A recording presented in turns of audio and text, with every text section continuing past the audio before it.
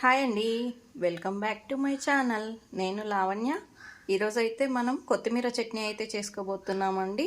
దానికి కావాల్సిన ఇంగ్రీడియంట్స్: కొత్తిమీర, చింతపండు, పల్లీలు, పచ్చిమిర్చి, ఎల్లిపాయలు, తగినన్ని నూగులు.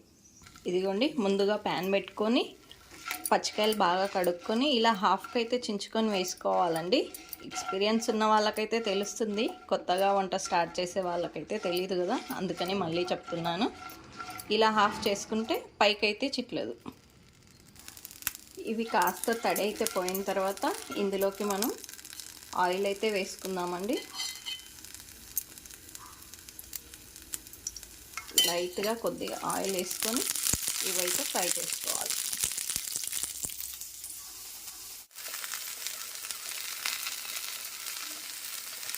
ఇప్పుడు ఇవైతే ఫ్రై అయ్యాయి కదండి, మనం ఇందులోకి ఎల్లిపాయలు అయితే వేసుకుందాము. ఇంకొద్దిసేపు ఫ్రై చేసుకోండి.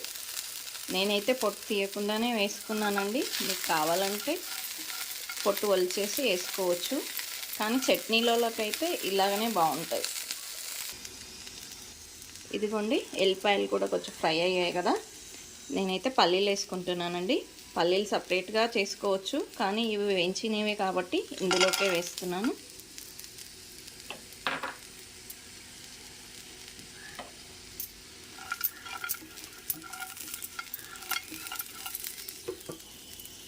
ఇవి కాసేపు ఫ్రై అయ్యాక ఇందులోనే నూగులు కూడా కొంచెం వేసుకొని ఫ్రై చేసుకోండి. చిటపట అంటుంటే తీసేయండి, మరీ ఎక్కువ మాడిపోతే టేస్ట్ బాగుండదు. ఇదిగోండి, అన్నీ అయితే మనకి ఇలా ఫ్రై అయ్యాయి కదండి. ఇవైతే ఒక పక్కకు తీసుకోండి. ఇదిగోండి, ఇందులో జీలకర్ర కూడా వేసానండి, కానీ మీతో మాట్లాడుతూ మీకు చెప్పడం మర్చిపోయాను. ఇదిగోండి, కొత్తిమీర అయితే బాగా 1-2 సార్లు అయితే కడుక్కొని ఇలా అయితే చిన్నగా కట్ చేసుకొని వేసుకోండి. కట్ చేసి వేసుకుంటే ఏమవుతుందంటే మిక్సీ పట్టినప్పుడు బ్లేడ్లకు రౌండ్గా చుట్టుకుపోకుండా మంచిగా ఉంటుంది. ఇదిగోండి, చింతపండు కూడా వేసుకున్నాము. ఇందులోకి ఆయిల్ వేసుకొని కొద్దిగా మెత్తగా ఉడికేటట్టు పెట్టండి. ఇదిగోండి, ఇటు సైడ్ అయితే రైస్ అయితే రెడీ అవుతుందండి. కొత్తిమీర అయితే మగ్గుతుంది కదండి, అంతలోపు మనం ఇది మిక్సీ చేసుకుందాం. కచ్చపచ్చగానే పట్టుకోండి, ఇందులో కొంచెం సాల్ట్ వేసుకొని పట్టుకోవాలి. ఇదిగోండి, ఇలా కచ్చపచ్చగా అయితే పట్టుకోవాలి.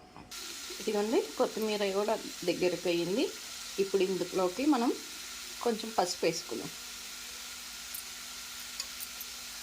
దీన్ని కలుపుకోండి. అండి, కొత్తిమీర మగ్గింది కదా, ఇప్పుడు మనం స్టవ్ అయితే ఆఫ్ చేసుకుందాం. చల్లగా అయిన తర్వాత మిక్సీ పట్టుకుందాం. ఇదిగోండి, తగినంత ఉప్పు అయితే వేసుకొని మిక్సీకి పట్టుకోవాలి.